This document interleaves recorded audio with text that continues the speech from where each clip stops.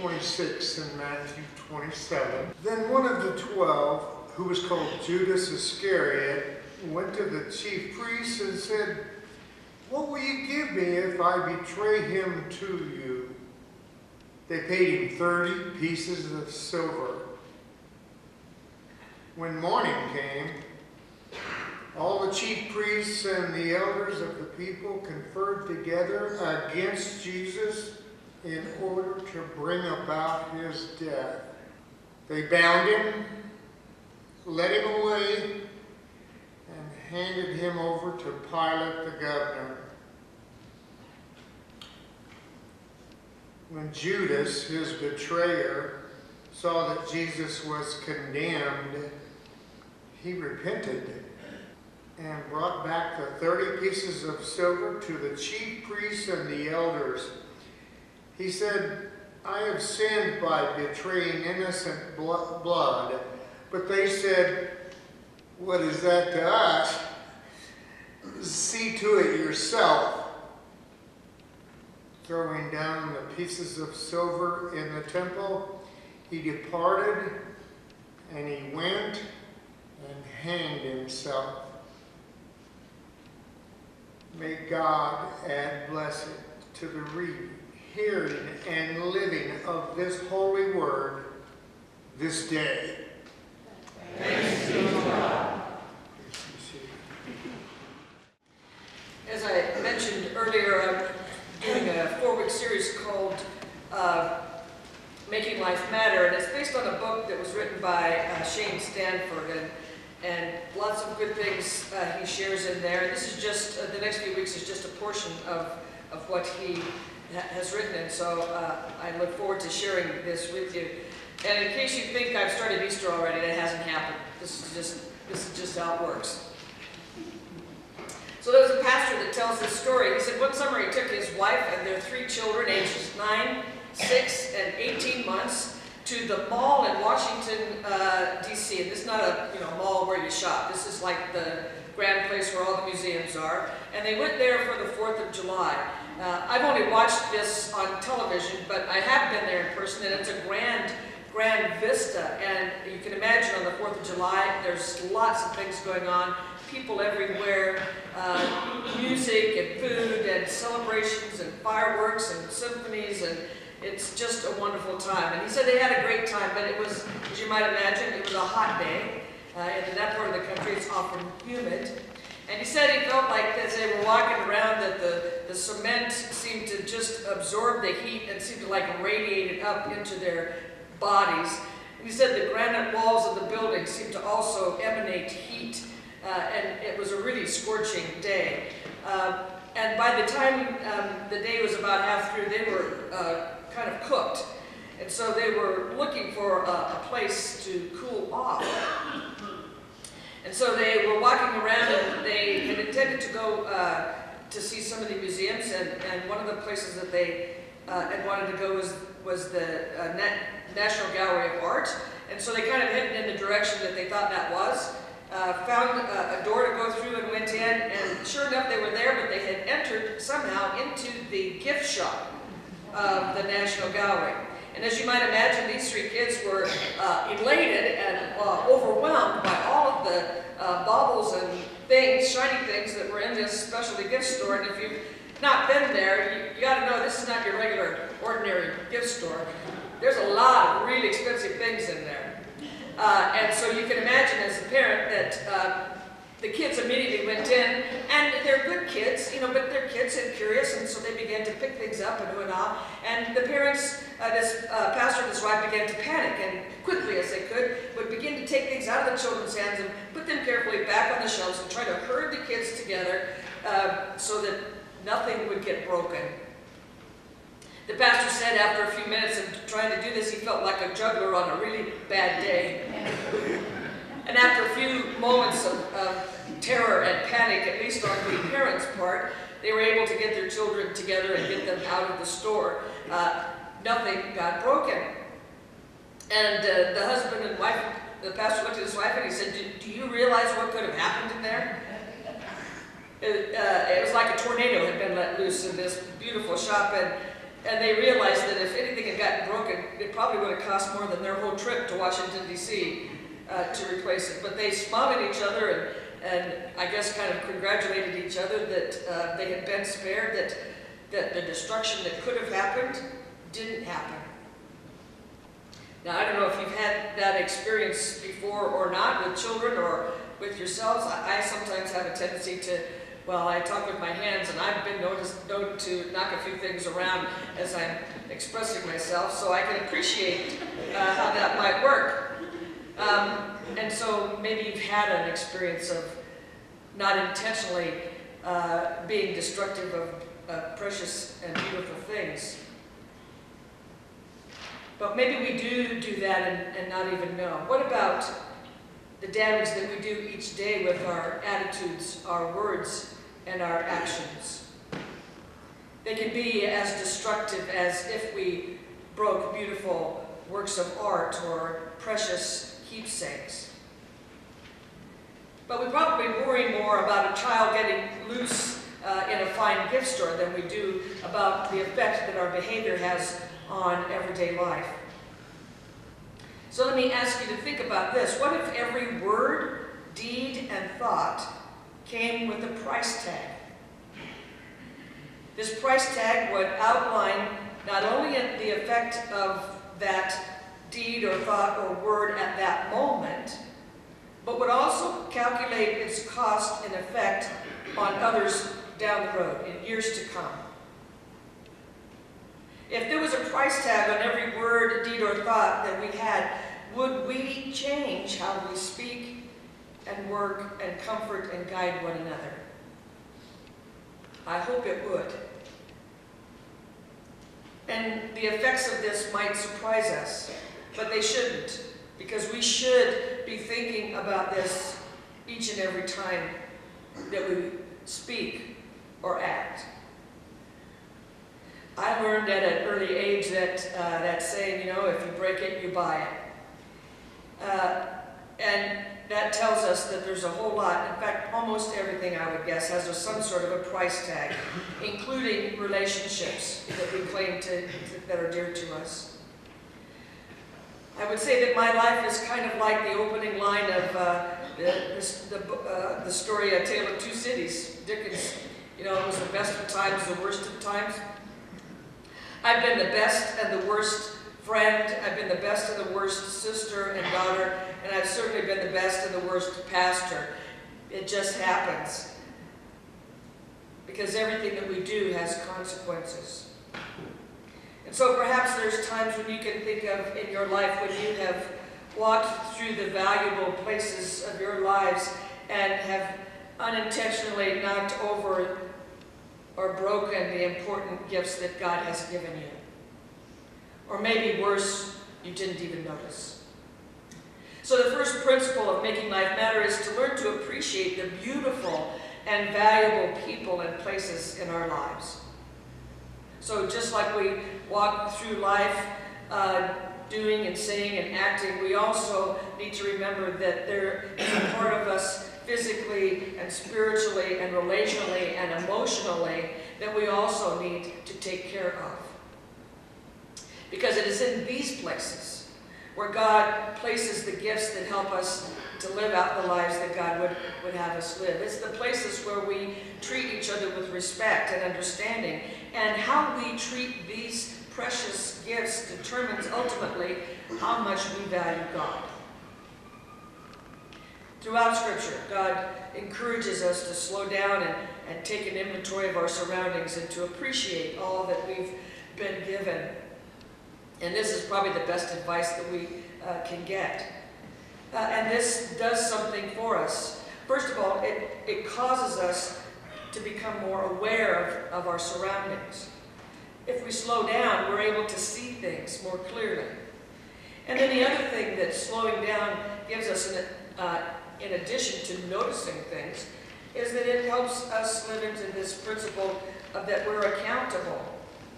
And that the things that we do have an impact further down the road than even just this moment. And that they all ultimately will affect us as well as others. So the least that we can do is not become our own worst enemies. I think sometimes we do that without even thinking, because we're not treating carefully all of the things that are precious and special in our lives. And we don't often think of ruined friendships or ruined relationships or ruined emotional status as something that if we break it, we have to buy it. But it does apply to every part of our life. The story of Judas' betrayal of Jesus is often told from just one perspective, and that is from the harm and effect that it had on Jesus' life. But there's more to this story of Judas, because it was, as the scripture tells us this morning, Judas did have a response of regret and remorse, and he tried to make it right, but it was too late. The decision that he had made to betray Jesus couldn't be taken back. And so, as Judas was seeking a way to undo what he had set in motion, I imagine in his mind he was trying to figure out where he had gone wrong, what had happened to get to this point. Because this act of betrayal not only cost Jesus his life, but it also cost Judas his life.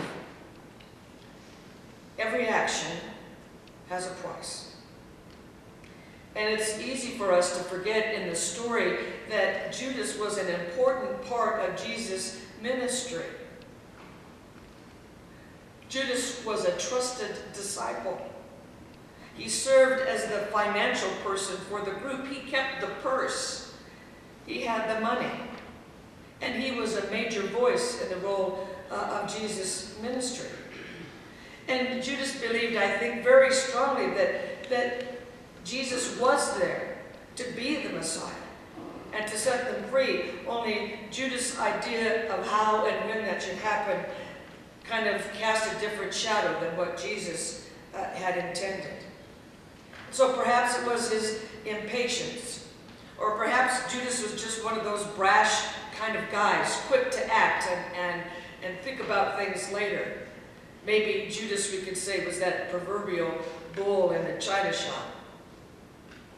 Because we know from Scripture that when his betrayal is over, for whatever reasons that he undertook it, too much had been broken, and he was unable to put it back together again. So Judas bought pain that day from the broken life that he left behind, and he ended up giving his life for it. This is just a reminder that every part of life costs something.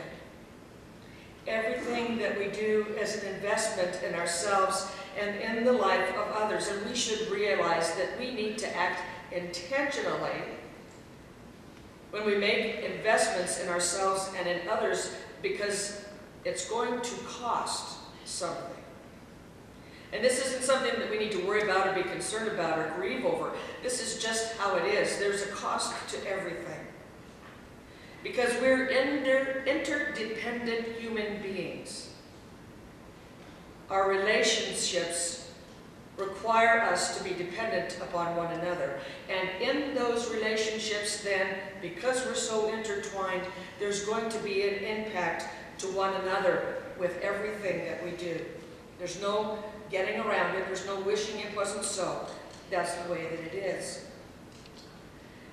But we have something to hold on to bring joy to us, because the very best qualities in us is that we have been made in the image of God. The image of God that is the greatest love of all. And so we have the potential in us to emulate and be that great love in the world and in our relationships and in how we interact with one another. And the most important thing is that how we do that, how we interact with one another and how we treat one another, is a distinctive testimony to our faith in God. So, if we say we love God, the Bible says it's also equally important for us to love like God. See, this is the part that we often forget. We talk about love, but we also need to love like God. This is central to us understanding how much God loves us. Now I imagine, God had great expectations and wishes for human beings when we were created. But I also think that we need to remember that there is nothing that we can give and do that can outgive what God gives or will give to us. And the evidence of that is in God giving us Jesus. Because this is the only time when someone didn't break it and they bought it anyway. Because that's the redeeming sacrifice of Christ. Christ didn't break it, but he bought it anyway. And he bought it to save us. So saying, if you break it, you buy it, just doesn't refer to objects or goods, but it also refers to people and life as well. We live in a world that prides itself on telling us how individually important we are and how our personal needs and desires need to be met, and that oftentimes accountability and responsibility is not ours but someone else's. We blame it on whatever. And so we become have a self-centered approach to what community is. But real community works when we realize how our lives affect others. And in the process of learning that, we discover a truer sense of our own personal value and self-worth. Because we don't do this on our own. There's a pastor who said that all of us have it in us. And he said, all of us have in us that moment, that hair of being either over the line one way or the other, between being John the beloved or Judas the betrayer. Everything comes at a cost. And some things we find easier to pay for. We're much quicker to pay for something that we physically break, a thing or an object, and less likely to want to take ownership and repay when we break relationships or feelings. When we break something that's as valuable to us, or should be as valuable to us as anything in the world, is our relationship, we need to take ownership of it. Because that's really what that means. When it says when you break it, you buy it, it means when you break it, you own it. And no matter how much we try to downplay our responsibility for the situation, it is ours to make right. And we have to be willing to live lives that say, I understand that I've done something to break a relationship or a life or whatever it is that we've broken. And we need to be willing to own it and to fix it. There's a story of a colonel in the Civil War. He was on the Union side. And he led soldiers through the southern part of Alabama and Georgia as a part of General Sherman's advance. Now, this colonel wasn't a regular Army officer, but he was a banker in Boston before the war. And he was able to lead his soldiers, though, to great works, to works of courage. And he had a very calm and committed nature, and he was known for his compassion for the people of the South. In fact, he had a special unit that was responsible for the care of the wounded Southern civilians who had been caught in the war by the Union Army. Now, many of his superiors didn't support his extracurricular activities for the enemy. They didn't think it was important for him to spend his time helping the people of the South, but this colonel's success made him more aware of his concern and needs of the people of the South. And so when the war was over, the colonel returned to his home and tried to resume his life in the North, but he kept having dreams and images of the war, and they plagued him and bothered him, and he was unable to sleep. And when his wife asked him about it and what troubled him, he said that I hear the cries of those young men and I cannot make them stop.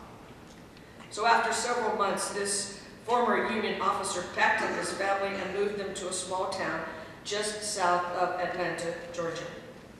It was one of the towns that had been most traumatized by the war. Statistics in history tell us that nearly 80% of the men above the age of 15 were gone. And there was little effort by the Reconstructionist government to try to assist this community and those left behind. So this man and his family bought property on Main Street, and he reestablished the bank. Eventually, he recruited a doctor friend from the north to come and relocate in town. He encouraged ministers to build churches in the community, to rebuild the school, and over a decade, this new resident helped reestablish this community literally from the ashes of war. His efforts were not noticed by anyone other than those in this small town, but his story became legend among those who lived there. His children and his grandchildren learned that story about Paps, as he was called, and they told this story over and over about how he had saved this small southern town from desolation. Years after he had relocated to this new community, someone asked him why he had changed his life and the life of his family to come back to this area, and this is his answer. He said, "Their misery was my concern. I put them there, not out of anything other than my duty, but their condition became my burden, and I knew that my life, used first to bring them to their knees, must now be spent to bring them to their feet again." Much of what is broken in our lives is the result of us having broken it. And so the real question for us becomes whether or not we'll take responsibility to readjust, reform, restore, and redeem those places in our lives that are broken. And the key to doing this is doing it regardless of who's to blame or how long it might take. That's what life is about. That's what our responsibility to each other is. To understand and to know that everything we do has a price. Every relationship is important. And when one part breaks, the whole is injured. It costs something to make each day count. And it costs a lot to make life matter. But I want you to trust me and know with confidence that it's worthwhile, whatever effort it takes to make life matter, even if it's just one day at a time.